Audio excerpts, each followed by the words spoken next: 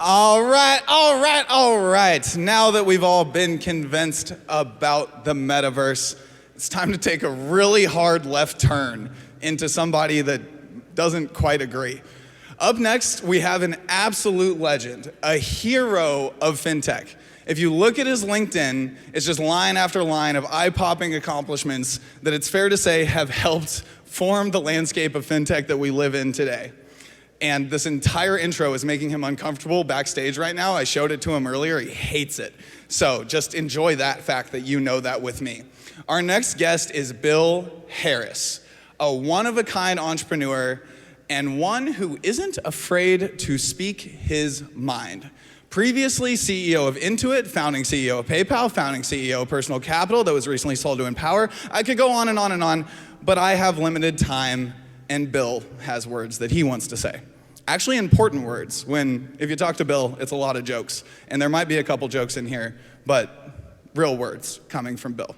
He's building his 9th company. It's a big swing that only so many people can take, and you kind of gotta be Bill Harris or have, I don't know, SoftBank or somebody behind you from your seed round in order to do something like this.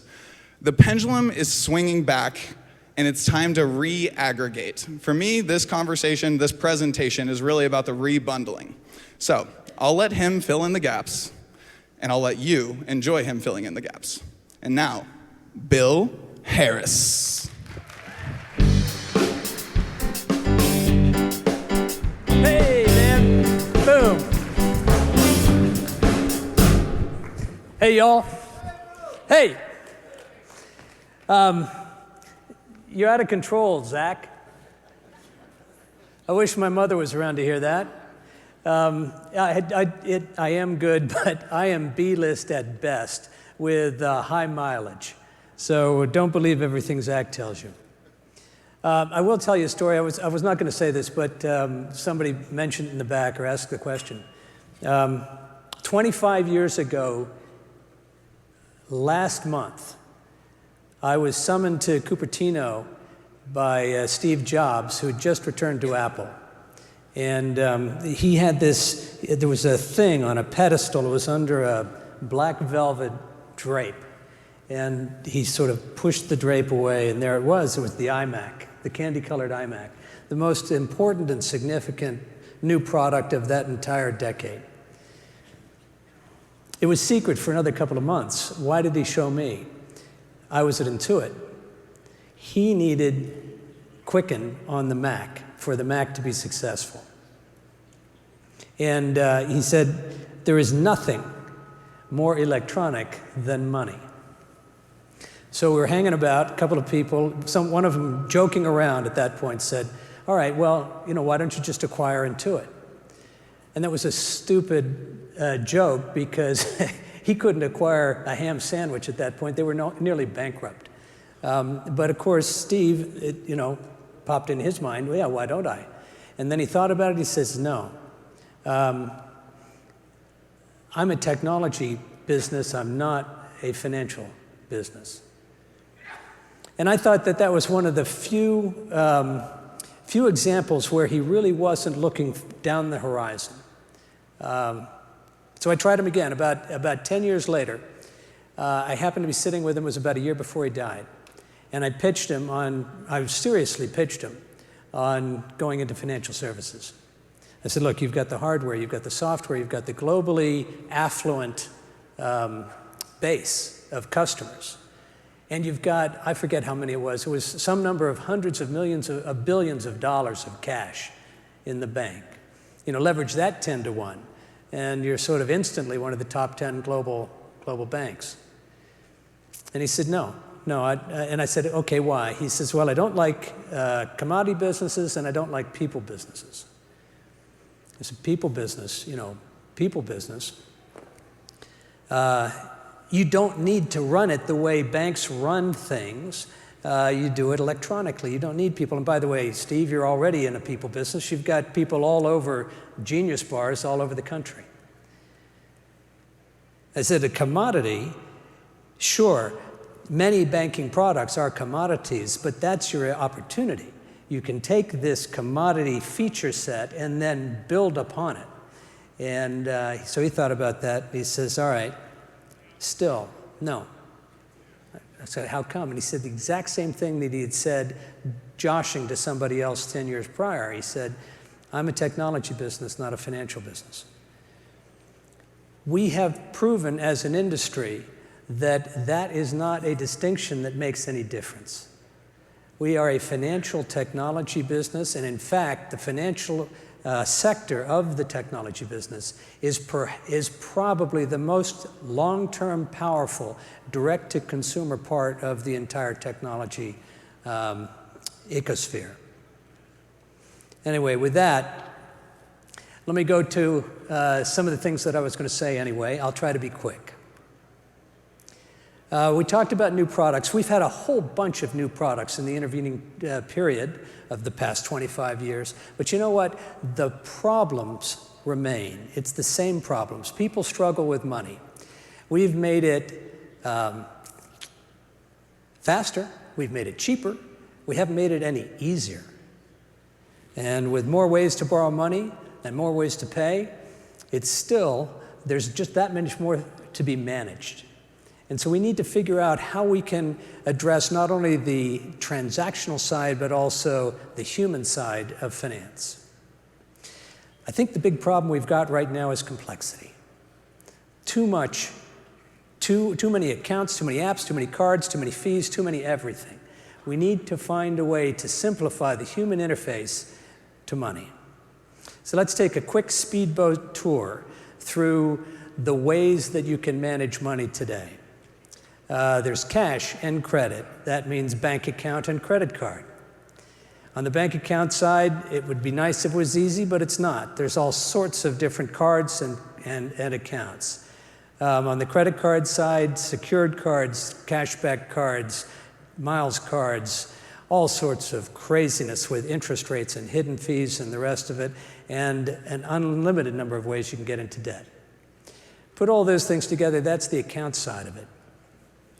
Now the payment side, of course, the basics, plus PayPal, Venmo, Cash App, Zelle, and BNPL. Now, interestingly, BNPL, you can think about this. If you are somebody, if a regular consumer will do maybe 50 transactions, card transactions a month. If just 4 of those are BNPL transactions, then what do you get? You get 16 payments, 16 individual payments, different amounts, different due dates, different providers, just for 4 transactions. It's a great way to make a large, considered purchase that's being, where the merchant is footing the bill. It's not a great way to live your financial life. Here's an example from the web. I like this. Take a loan to buy a sandwich. Only $4.75. 4 payments of $4.75 each.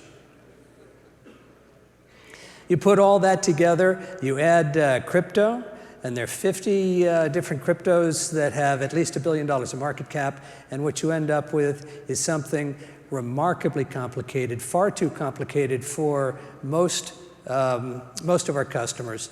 I personally and others have tried doing band-aids like personal finance managers. It just doesn't work. Why doesn't it work? The software's fine. People don't use it. People need something simpler. And so this whole mess of different accounts and structures that we've built, I think it's time to find something new. So what have we forgotten? We've forgotten the customer.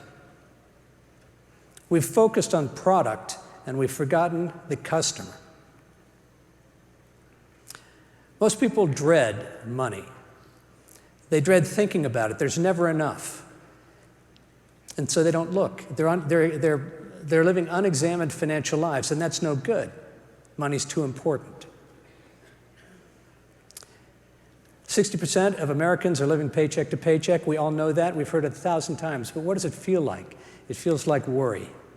That's the word they use. In our research and everyone else's, worry. The words they use, bills, debts, and unexpected expenses. And the hot button out of control. Research shows that stress levels skyrocket when people feel like they're out of control. They feel overwhelmed and uncertain. So the first step is to regain control, get situational awareness. Keep it simple. It's very easy. What you have and what you owe, money in and money out. If you can keep those things in mind, you can keep track of your finances. Then make sure you've got something to fall back on, a credit facility.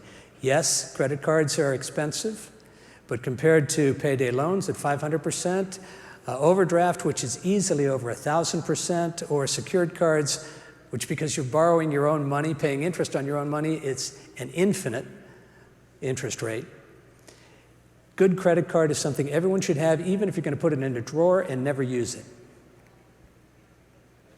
Here's a really fascinating thing, and this is a way in, I think. A fascinating piece of research from the UK.